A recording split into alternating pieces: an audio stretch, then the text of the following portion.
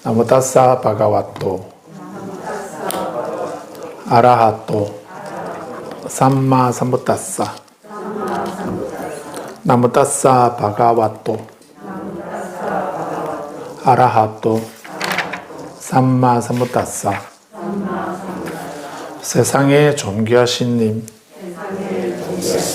거룩하신 님, 올바로 원만히 깨달으신 님, 부처님께 예경하나이다.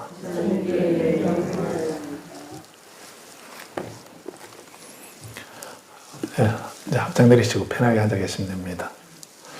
오늘은 청진성보살님 그 기일이기도 하고 우리 법당에 팔천송 반야경 독경하는 날이기도 하고 이래서 함께 법회를 봉행하고 있습니다. 조금 전에 우리 팔천송 반야경을 독경해 드렸는데 거기 525페이지 한번 보십시오. 큰 책 525페이지 보시면 강가대비라고 이렇게 씁니다. 강가라고 하는 말은 항하라고 이렇게 합니다.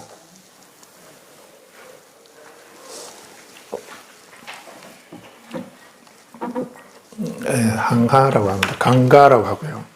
한문으로 한문으로는 강가를 항하라고 이렇게 음사를 하고, 요즘에는 힌디어로는 이런 강가를 겐지스 강이라고 합니다. 겐지스라고 하는데, 겐지스 강은 강물의 시원은 저 멀리 티베트의 히말라야 산입니다. 거기서부터 흘러서 얼음 녹은 물이 흘러내려가가지고 인도 겐지스 강까지 흘러가는 것입니다. 그런 먼 골짜기를 평야를 이렇게 흘러 내려오다 보니까 강물에 모래가 씻겨 내려오면서 인도 겐지스 강 정도 되면 모래톱이나 삼각주나 이런 데 보면 모래가 아주 멀리 이렇게 흘러오다 보니까 닳고 닳아가지고요. 모래가 밀가루만큼의 이렇게 고운 모래, 은빛 나는 그런 모래입니다. 그래서 모래 알갱이가 지금 우리 온산 바다에 있던 모래 알갱이보다 더 곱습니다. 거의 밀가루 수준 정도 될 만큼 아주 고운 그런 모래입니다. 그래서 모래알 숫자를 세게 되면 얼마나 되겠어요? 모래 한 주만 들고도 모래알 알갱이 하나하나 이렇게 세게 되면 많겠죠. 그래서 수없이 많다, 셀 수 없이 많다 하는 거를 말할 때 인도에서는 항하는 이제 강가라는 말이고요.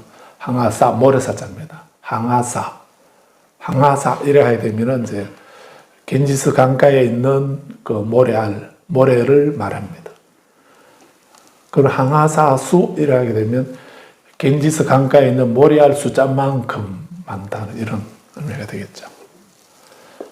그리고 우리가 이 세상에 나고 죽고 이렇게 하는 것을 설마 우리가 금생에 한번 처음 태어난 건 아니지, 처음 태어났다고 생각 안 하시겠죠? 전생이 있었고, 또 그 전 전생이 있었고, 그리고 또, 그렇듯이 또 앞으로도, 미래도 우리가 죽고 나면은, 죽으면 모든 게 다 끝나고 없어지는 것이 아니고요. 죽으면 또 다른 생이 이어진다고 합니다. 왜냐하면 우리가 지어놓은 업이 있기 때문에 누가 우리를 태어나게 만든 사람은 태어나게 만든 존재는 없다고 합니다. 우리를 태어나게 하고 못 태어나게 하고 뭐 심판하고 하는 이런 사람, 그런 존재는 없다고 하는 게 불교 입장입니다. 그럼 어떻게 태어나? 왜 태어나는가? 왜 태어나는가? 왜 죽는가? 그건 우리가 지은 까르마라고 하는 업 때문이라 합니다. 우리 각자가 일생 동안 그 살면서 우리는 여러 가지 업을 짓게 됩니다. 그 업을 까르마라고 하고, 그것은 그 업은 우리가 몸으로, 행동으로, 몸으로 업을 짓습니다. 또 말로서도 업을 짓고 우리 생각으로도 업을 짓는다는 겁니다. 그래서 우리는 그렇게 겉으로 드러나는 행동뿐만 아니라 우리가 쓰는 일상적인 말로도 업을 짓지요. 그래서 우리는 그 말 한마디에 천냥빚을 갚는다라고 이렇게, 단지 말뿐인데도 그 말이 업이기 때문에 그 업이 좋은 업이 있고 나쁜 업이 있어서, 그래서 좋은 말을 하게 되면 그 말 한마디로도 천냥의 빚, 그거는 큰 돈인데, 큰 돈인데, 그런 빚도 따로 그 천냥을 주고서 대갚아야 되는 건데, 그 대갚지 않더라도 말 한마디 말 잘하면은 그래 천냥 빚을, 돈을 안 주고도 빚을 갚을 수 있는 그런 역할을 한다는 것이 우리 말이라는 얘기죠. 그렇듯이 천냥 빚을 갚기도 하지만은 또 말 한마디 잘못하게 되면 뭐 술김에 했거나 잠결에 말했거나, 일단 우리가 말을 또 잘못하게 되면은 아마 삼생의 원수가 되기도 하고 그러죠.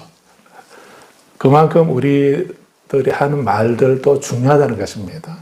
그래서 좋은 말은 좋은 말대로, 나쁜 말은 나쁜 말대로, 거기에 대해서 좋은 말은 천냥의 빚을 갚지만은 나쁜 말을 하게 되면은 또 삼생의 원수가 되는, 그런 결과를 낳게 되는 겁니다. 그래서 그 빚을 갚는 게 그 다른 부처님이나 하나님이나 다른 분이 계셔서 그 내 빚을 갚아주신 게 아니고, 또 부모가 내 빚을 부모가 대신 갚아준 것도 아니고, 나라에서 대신 갚아주는 것도 아니고, 내가 말을 잘하게 되면 내가 좋은 말을 한 거죠. 내가 하는 말로, 내 말로서 빚을 갚을 수도 있고, 내 말로서 원수가 되기도 하고, 이런 거죠. 그래서 이런 것을 우리는 업이라고 이렇게 말하는 겁니다. 그래서 우리는 말뿐만 아니라 행동도 그렇습니다. 행동도, 우리가 하는 행동도 몸으로도, 행동으로도 업을 짓고, 말로서도 업을 짓고, 또 생각으로 지은, 마음으로 지은 그 업도, 그것도 우리에게 그런 좋고 나쁜 그런 결과를 초래한다는 것입니다. 그런 모든 것의 원인이 그 업이라고 이렇게 말하는 거죠. 우선 이렇게 우리는 과거 시작을 언제부터인지를 알 수가 없습니다. 언제부터 우리가 이 세상에 태어나게 되는지 그거는 알 수가 없다 했습니다. 그래서 우리 부모, 지금 현생에 나를 낳아준 부모가 계시죠. 그 부모의 부모, 그 부모가 또, 그 부모도 부모가 계셨을 거고, 또 그 부모도 또 위에, 그러니까 우리 부모 위에 조부가 계시고, 조부 위에 정조부가 계시고, 정조부 위에 고조부가 계시고, 이렇게 계속 올라가게 되면, 언제부터인가 그거를 올라가 보게 되면 끝이 없다는 것입니다. 그래서 그걸 무한소급이라 이렇게도 말하는데, 그래서 끝없이 올라가도 출발점을 알 수가 없다는 겁니다. 그래서 경전에서도 우리의 윤회의 시작은 알 수가 없다 이렇게 말씀하기도 하고, 그런데 언제부터 윤회했는가, 윤회한 양을 말하기를 좀 이런 표현도 하고 있습니다. 우리가 부모가 돌아가시게 되면 슬퍼서 눈물을 흘리게 되죠. 그러면 부모가 돌아가셨을 때 슬퍼서 흘린 눈물이 내가 윤회하면서 이 세상에 나고 죽고 이렇게 계속 되풀이하면서 내가 그때마다 부모가 계셨을 거니까 그럴 때 내가 이 세상에 윤회하면서 부모, 형제나 이렇게 친족이 돌아가셔서 흘린 눈물 그거를 다 모으면은 얼마 될까? 그 우리 뭐 되게 슬프면 그 좀 닭똥 같은 눈물을 흘린다라고 이렇게 말하지 않습니까? 근데 그런 눈물을 많이 눈물을 쏟았다는 이런 얘기죠. 그 눈물 이렇게 그렇게 담아보면 얼마나 되겠습니까? 그렇게 닭똥 같은 눈물을 흘렸다라고 이렇게 말하지만 뭐 그 한 컵에 한 컵 정도 될라나요? 그만큼은 안 되겠죠. 그런데 엄청 슬퍼서 되게 많이 울었을 때 그 눈물, 그런 걸 다 모으면 내가 시작을 알 수 없는 그때부터 지금 금생에까지 윤회하면서 흘린 눈물을 양을 다 모으면 얼마나 될까? 부처님은 그렇게 질문을 하신 거예요. 저 사해의 바닷물보다 많다라고 이렇게 말씀합니다. 그래서 사해는 지금 우리는 5대양이라고 하지 않습니까? 5대양 6대주 이렇게 하지요. 그는 사해라는 말은 그 5대양을 말하는 것이 아니고요. 우리 5대양은 사해 중에 하나입니다. 수미산이라는 우주의 산이 있고 그 동서남북에 각각 주가 있는데 그래서 4대주라 이렇게 말하는 겁니다. 동쪽의 땅, 남쪽의 땅 이렇게 해서 4대주 이렇게 하는데 그 주마다 있는 바다를 4대해라고 이렇게 말하는 겁니다. 그 인도양, 태평양 이걸 말하는 게 아니고요. 지구는 경전에서는 인도에서는 지구 우리가 살고 있는 이 지구는 수미산의 남쪽에 있다 했습니다. 지구가 수미산의 남쪽이니까 수미산의 동쪽이나 서쪽이나 북쪽에 또 다른 주가 우리가 알 수는 없지만 갈 수는 없지만 다른 주가 있다고 이렇게 보고 그래서 그 우리가 윤회하면서 흘린 눈물의 양은 그 4대 주의 바닷물보다도 더 많다. 인도양 바다나 태평양 바다만 해도 많은데다가 그 4대 주 중에 하나, 그 4대 주의 바닷물에 있는 바닷물의 양보다 더 많은 눈물을 흘릴 만큼 그 말은 그 바닷물만큼에는 많은 오랜 세월 동안 윤회해왔다는 그 아득히 먼 겐지스 강가의 모래알 숫자의 그 숫자보다 더 많은 횟수만큼 우리 윤회해왔다는 이런 의미도 되죠. 또 다른 표현으로 우리가 태어나면서 이렇게 육신을 가지고 있지 않습니까? 그럼 내가 윤회하면서 받은 그 몸을 태어날 때마다 받았던 뭐 사람의 몸이든 축생의 몸이든 그런 몸을 받아서 태어났을 텐데 그 몸을 다 차곡차곡 쌓아두면 얼마나 될까? 또 이런 얘기도 하고 있습니다. 저 히말라야 산보다도 더 높을 거다고. 내가 태어나면서 받은 그 몸을 뼈를 이렇게 쌓아두게 되면은 그렇게 오랜 세월 우리는 수없이 이 생사를 반복해왔다 하는 이런 말을 하고 있습니다. 아무튼 이렇게 그 겐지스 강은 그런 의미로 무한히 양이 많다 하는 이런 거를 말할 때 그럴 때는 항아사수 이렇게 합니다. 그래서 강가라는 말은 겐지스 강이라는 말이고요. 대비라는 말은 그 천녀를 말합니다. 그래서 강가 대비 천녀 이 말인데 강가 천녀 겐지스 강의 여신을 말합니다. 겐지스 강의 여신을 강가 대비 이렇게 하는데 강가 대비 천녀 그래서 어떤 신과 같은 그런 신과 같은 존재였다 해서 여신이라 해서 그래서 천녀라고 이렇게 한 겁니다.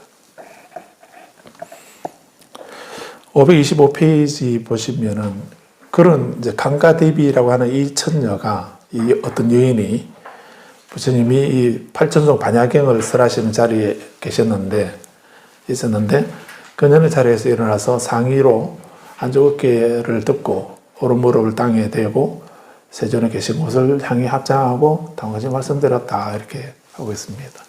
여기서 그 강가대비 천녀가 자리에서 일어나서 상의로 한쪽 어깨를 벗은 겁니다. 오른쪽 어깨를 드러내고 왼쪽 어깨만 덮고 또 오른쪽 무릎을 땅에 대고 왼쪽 무릎은 세우고 직각으로 세우고 이것이 어른에게 인도에서 하는 그 예법입니다.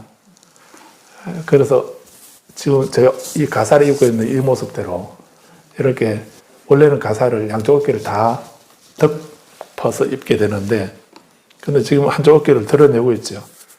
근데 우리 추워서 지금 오늘 날씨가 많이 추워가지고 제가 장갑을 입고 이렇게 해서 어깨가 맨살에 드러나지 않았는데 가사를 이렇게 한쪽 어깨를 드러나게 우리 비스듬히 이렇게 입는 이유가 이게 이 부분을 그대로 한 겁니다. 그래서 이렇게 한쪽 어깨를 오른쪽 어깨를 드러내고 오른쪽 무릎을 땅에 대고 이렇게 하는 것이 이제 그 상대에 대한 예의로서 절하는 예법의 한 모습. 그 같은 상황에 처해 있다고 해도 두려워하거나 겁을 먹거나 공포에 떨지 않습니다. 두려워하거나 겁에 질리는 일 없이 일체 유정을 위해서 중생들의 모든 존재를 위해서 가르침을 설하겠습니다. 이렇게 말했다고 하고 있습니다.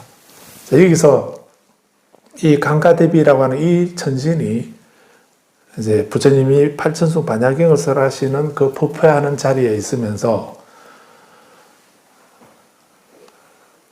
저는 부처님이 말씀하시는 무상과 고와 무아 이 말씀을 하셔도 그 말씀을 하실 때에 저는 겁을 먹거나 두려워하거나 겁을 먹거나 공포에 떨지 않겠습니다.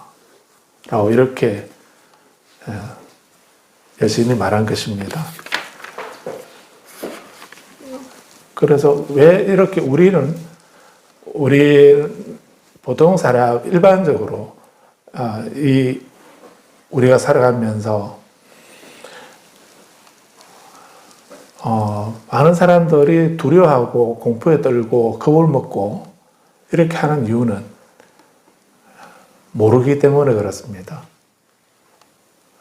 그래서 또 누가 돌아가실 때도 보게 되면은 돌아가실 때도 두려워하고 겁을 먹고 공포에 떠는 공포에 질린 그런 모습으로 돌아가시는 분들도 계시죠. 어떤 분은 또 편안하게 잠자는 모습으로 이렇게 편안하게 돌아가신 분도 계시고 또 어떤 분은 옛날에 송강사의 방장 스님이셨던 구산 큰 스님은 나는 미소 지으면서 간다 이렇게 말씀도 하셨답니다. 어떤 스님은 웃으면서 미소 지으면서 행복한 모습으로 가시기도 하고 또 어떤 분은 주무시는 것처럼 편안하게 이렇게 돌아가시는 분도 계시고 또 어떤 분은 막 두려워하고 겁에 질린 그 공포에 질려 새파랗게 질려서 그런 모습으로 돌아가신 분도 있거든요. 왜 그러겠습니까? 왜 미소를 짓고 왜 잠자듯이 편안하게 가고 왜 공포에 질리고 두려워하는 모습으로 가시겠습니까? 그거는 그 다음 세상에 대해서 법에 대해서 또는 다음 세상에 대해서 아는가 모르는가 그 차이 때문에 그런 겁니다. 우리는 임종하는 마지막 순간에 우리에게 그런 여러 가지 세 가지 모습이 나타난다고 했습니다. 본인이 일생 동안 아까 말씀드린 어떤 업을 지었는지 지금 우리는 내가 어릴 때부터 지금까지 어떤 일을 했는지 기억나시는 게 별로 없지요. 기억 안 나실 겁니다. 그런데 지금 현재는 우리가 기억이 안 나도 우리 한 그런 일들은 우리의 아래아식 속에 다 저장되어 있기 때문에 그래서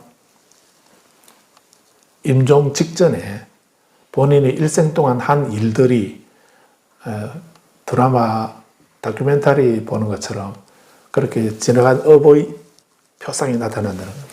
본인이 선행을 했는지 했던가 하고 악업을 지었던가 하고, 다른 사람을 괴롭혔던가 하고, 공덕을 지었던가 하고, 이런 것이 그대로 다 나타난다는 겁니다. 지금은 기억이 안 나는데요.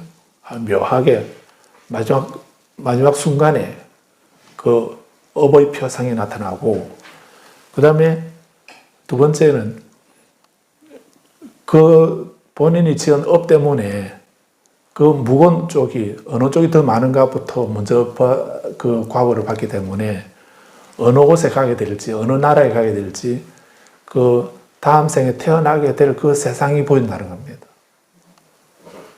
세 번째는 그 세상에서 어떤 모습으로 새로운 몸을 받아나게 될지가 보인다는 겁니다. 그 세 가지 표상, 그 상징이, 세 가지 상징이 수명이 끊어지기 직전에 그 세 가지가 나타난다는 것입니다. 그럴 때에, 그 나타날 때에 선업을 많이 지은 분은 좋은 곳에 태어나서 행복한 삶을 살게 되겠죠, 당연히. 그 누가 그리 가라고 안 해도 본인이 지은 업 때문에 가는 겁니다. 업 때문에 태어나는 거고. 또 무엇이 윤회하는가? 업이 윤회하는 것입니다. 내가 지은 업이 윤회하는 겁니다. 그래서 선업을 많이 짓고 공덕을 많이 쌓고 이렇게 해서 다음 세상에 행복한 곳에서 좋은 곳에 거룩한 몸으로 좋은 세상에 태어난다는 것이 보이기 때문에 두려워할 이유가 없겠지요. 그래서 미소 지으면서 갈 수 있고 잠자듯이 주무시는 것처럼 편안하게 그런 행복한 모습으로 가시게 되는 것입니다. 겁에 질리고 두려워하고 공포에 떠는 그런 모습을 한 것은 본인이 다음 생에 받을 그 몸을 보니까 끔찍하게 그 때문에 두려워하는 겁니다. 그러기도 하고 또 대부분 어떻게 될지 모르기 때문에 다음에 바로 단 1분 후에 어떤 일이 나에게 일어날지 우리는 알지 못합니다. 그 무지 때문에, 그 알지 못하는 것 때문에 그래서 공포에 떨고 질리고 무서워하는 것입니다. 알게 되면은 두려워할 리가 없죠. 그래서 여기서 이 강가대비 천녀가 저는 두려워하거나 겁을 먹거나 공포에 떨지 않습니다. 법을 알기 때문에 그런 것입니다.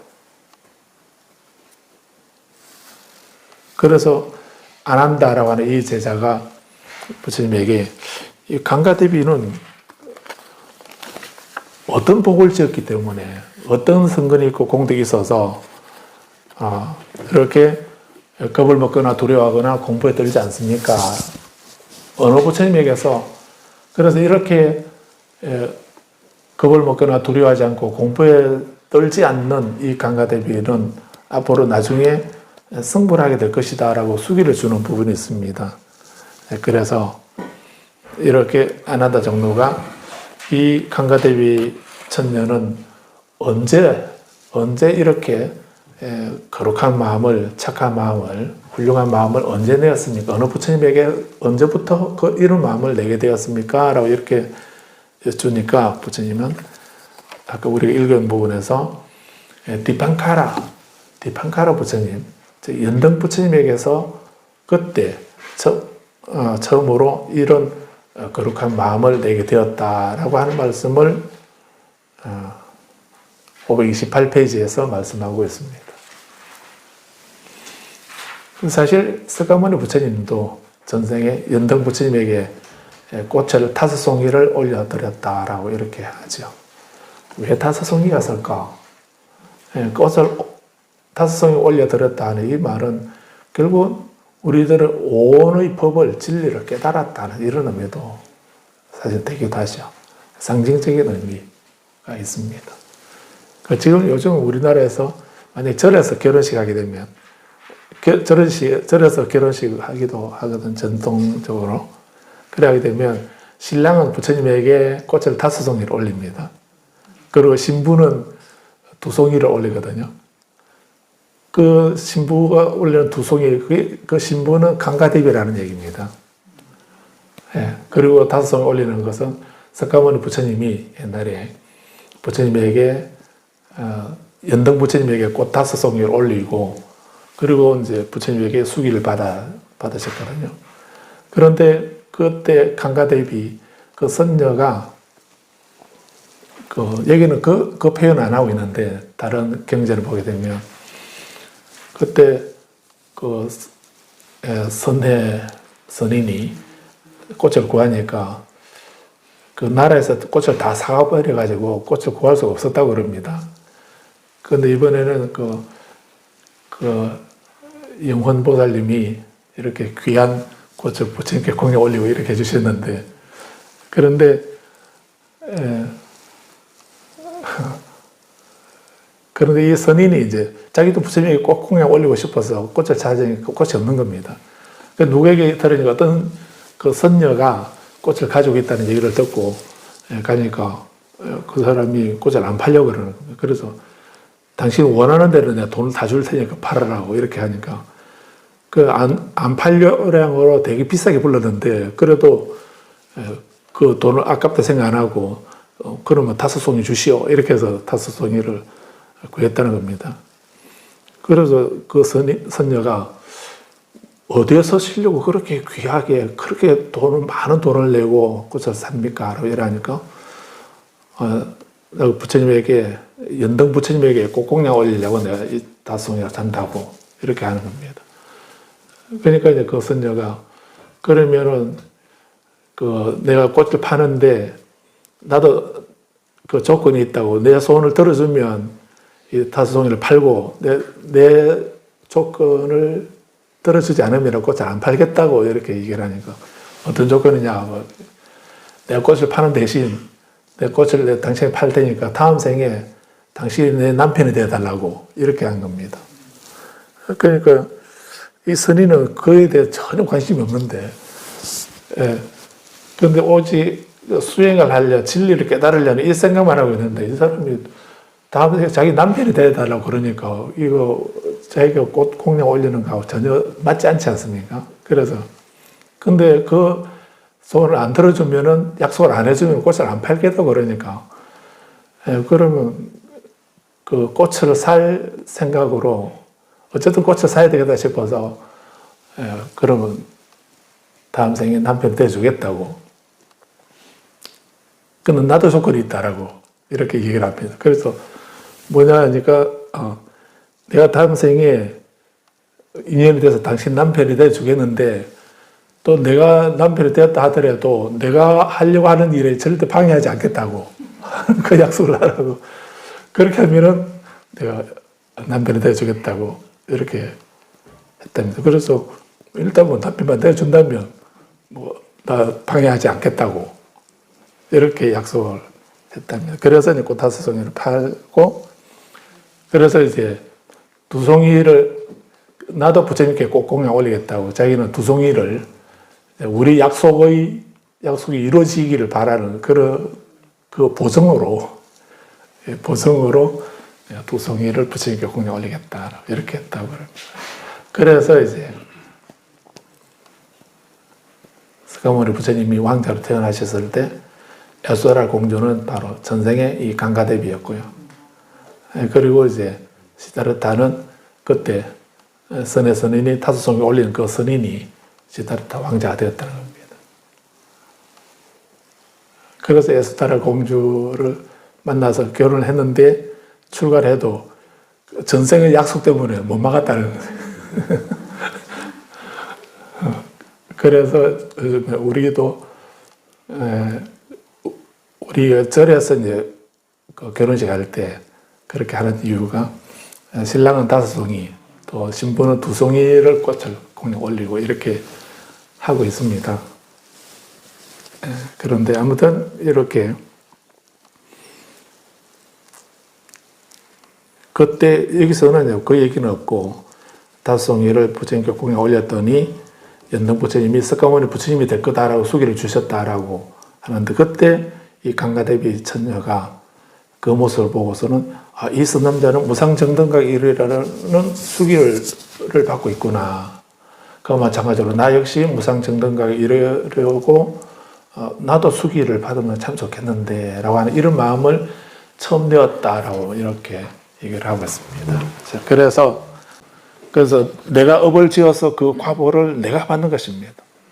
그거를 누가 받게 해주거나 심판을 하거나 또는 내가 업은 내가 지었는데 그 공덕은 우리 자녀들이 받으면 좋겠다. 그건 부모 마음인데 그런다 해서 그렇게 그 내가 지은 복이 상속되지는 않습니다.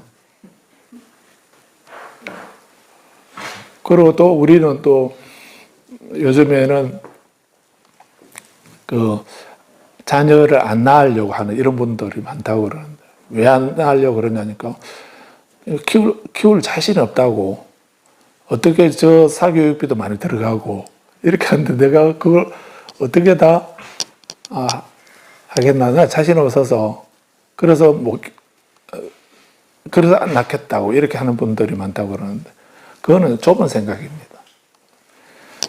우리나라 복지 정책이 잘 돼 있어가지고요. 낳기만 하면 나라에서 다 키워주고 이렇게 하니까 그 걱정 안 하셔도 되겠다 한데 그걸 떠나서 나라에서 그런 복지가 없다 하더라도 우리가 자녀가 태어나게 되면 그 자녀는 부모 복으로 사는 게 아니고 자기 복으로 사는 겁니다.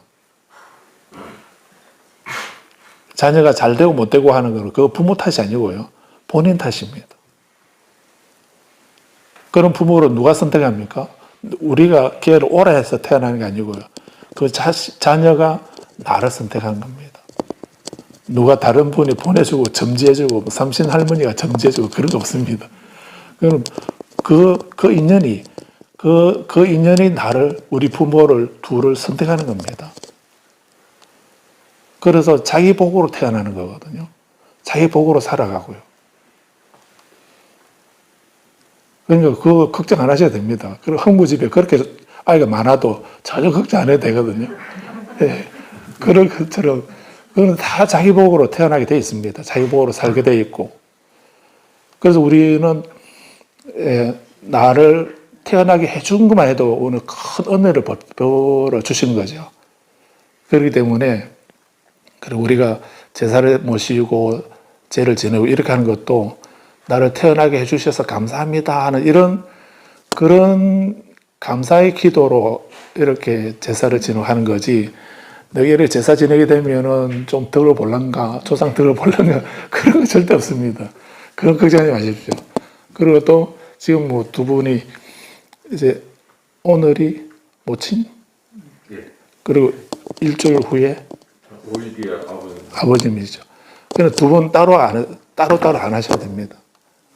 그 먼저 되는 분으로 쪽으로 해서 오늘 모친 길로 아버님 길까지 같이 이렇게 하셔도 되는 거거든요. 그래서 제사는 우리가 마음을 전하는 겁니다. 마음을 표현하는 거고 전하는 거지. 그 돌아가신 분이 우리 성의 없는 우리 제사 받아 드시려고 거기 계시는 거 아니거든요. 이미 49일 지나게 되면 다른 데로 가셔서 다른 곳에서 더 좋은 세상에서 편안하게 살고 계실 겁니다. 그러니까 우리가 제사를 지내는 거는 그거는 우리들의 마음, 그러니까 그 제사 기기로 해서 그래도 우리를 있게 해주신 분에게 감사하다고 추모하고 추념하는 그런 형식이지 꼭 그 제사를 지내야 되고 뭐 첫째는 제사를 지내야 되고 둘째는 나하고 상관없고 뭐 출가 외에는 난 남이고 뭐 그런 거 없습니다. 그런 거 아무 상관없습니다. 그러니까 누가 되었던 그 첫째가 되었던 뭐 둘째가 되었던 또는 딸이 되었던 친척이 되었던 그거 아무 상관없고요. 근데 그날에 우리가 마음을 내면은 마음을 낸 만큼 그 공덕이 내게 있는 겁니다. 그 공덕이 내게 있는 겁니다.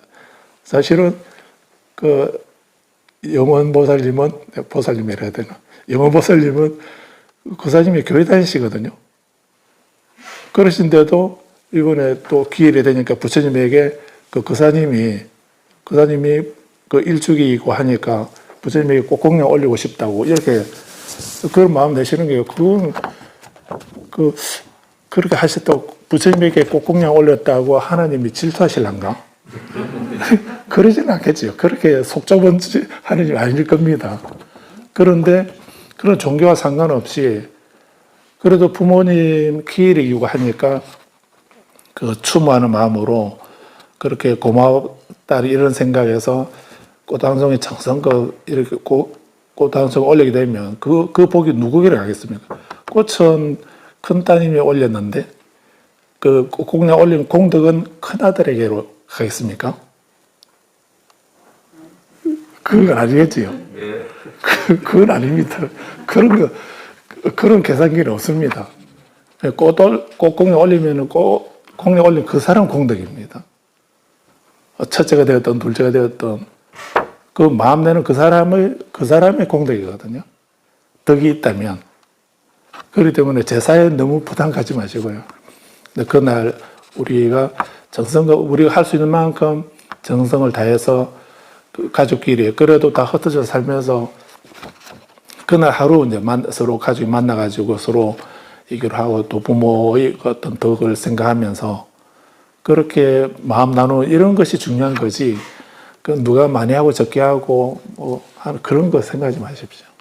그리고 그날 이제 뭐 차 한 잔이라도 올려드리면서 같이 함께 부처님 말씀이나 하나님 말씀이나 같이 읽고 그렇게 하면서 부모의 은혜를 생각하고 또 우리 더 열심히 또 화합하게 화목하게 행복하게 더 열심히 잘 살자 이렇게 서로 다짐하고 격려하고 그렇게 하는 그게 제사거든요. 그러니까 그거를 뭐 시간이라든가 재물이라든가 이런 거 그런 데 매시 마십시오. 그런 거는 형식일 뿐입니다. 그게 중요한 게 아닙니다. 그렇다시 우리가 살아가는데 꼭 필요한 것이 바로 이 공덕인데 복인데 복덕인데 이 복을 누가 짓는가? 그건 내가 지어서 내가 받는 것입니다. 다른 사람이 누가 주는 분이 따로 없다는 것입니다. 그래서 오늘 요것만 말씀드리고 마치겠습니다. 그래서 우리에게 필요한 것이 바로 그 복인데 이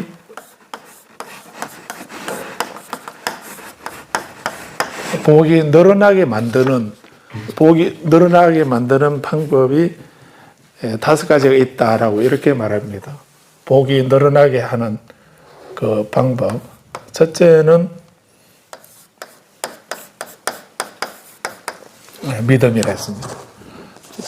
우리가 복이 늘어나게 만드는 복덕이 늘어나게 하는 그 힘이 첫째가 바로 믿음이라 했습니다.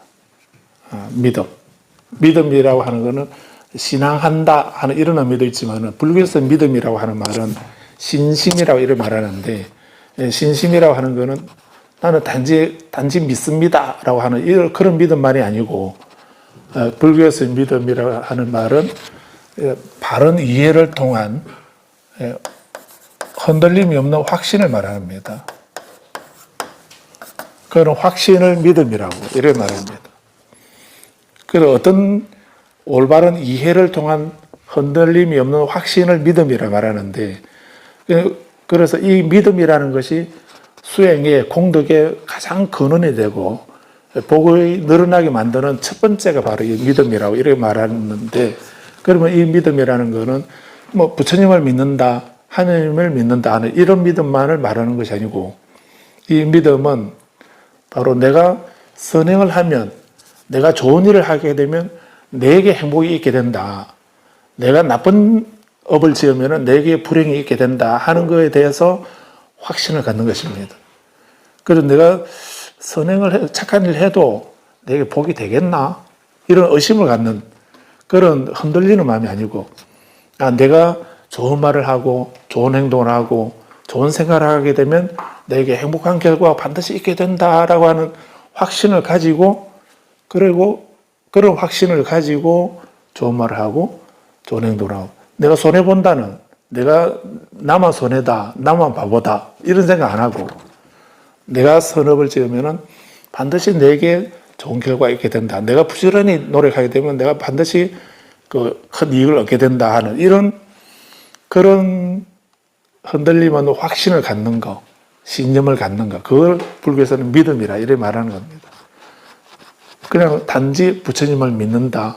나는 하나님을 믿는다. 그 믿음을 말하는 게 아니다 하는 거 이해하셔야 됩니다. 그 다음에 두 번째는 복이 늘어나게 하는 것이 계라고 했습니다.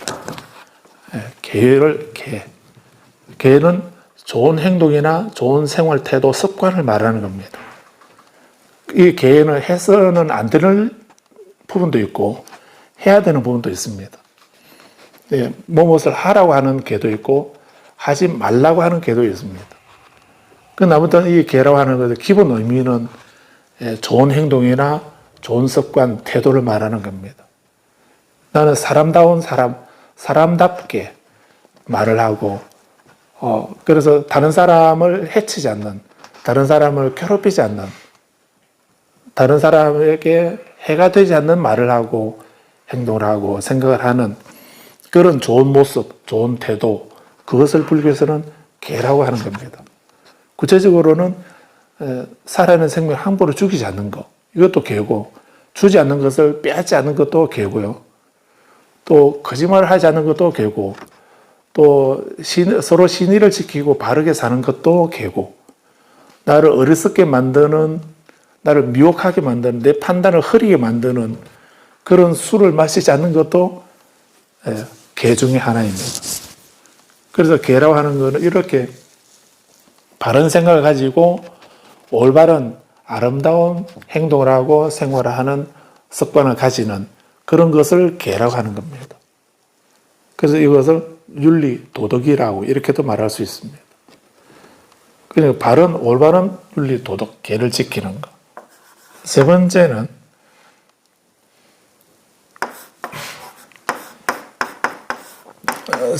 사라고 하는데, 이거는 버린다는 말인데, 보시한다는 말입니다.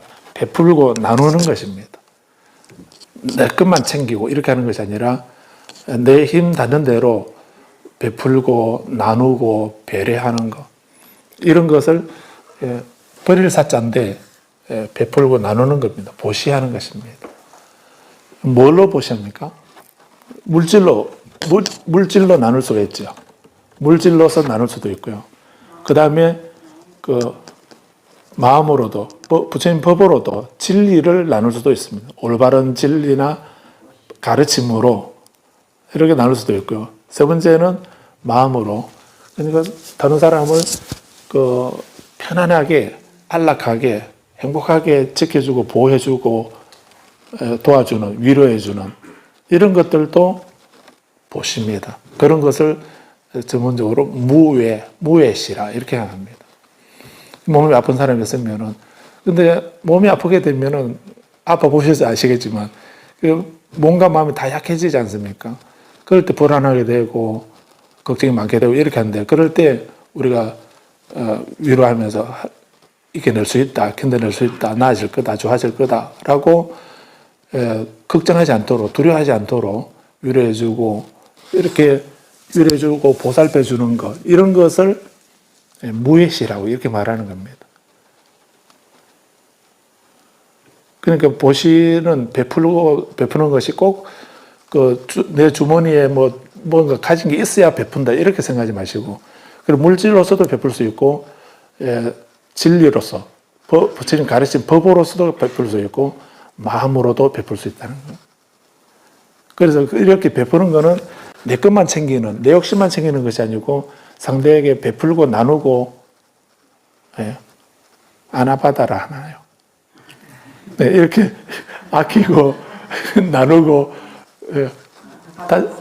바꾸고 다시 쓰고 재활용하고 이런 것들도 일종의 다 보시에 해당되는 거거든요. 그래서 서로 베풀고 나누는, 내 욕심만 챙기는 것이 아니고 다른 사람에게 베풀고 배려하고 나누는 것, 이런 것을 사라고 하는 겁니다. 그게 복을 늘어나게 하는 그런 것입니다. 네 번째는 문이라고 그럽니다. 문은 듣는다는 말입니다. 가르침을, 설교를 많이 듣고, 법문을 많이 듣고, 다른 사람들에게 항상 귀를 기울이면서 바른 길을 법을 배우는 것입니다. 많이 들어야 됩니다. 우리는 나 혼자만 이렇게 지내게 되면 우리 외골수가 되기도 되고 소통이 잘 안 되기도 하고 그러지 않습니까? 그런데 좋은 친구를 많이 만나고 여러 법문을 듣고 강의를 듣고 설교를 듣고 이렇게 함으로써 내 세상이 내 생각이 더 넓어지게 되거든요. 그래서 이렇게 많이 들어야 되는 많이 듣는 거 들음으로써 우리 복을 늘어나게 한다라고 했습니다. 그 다음에 다섯 번째는 지혜입니다.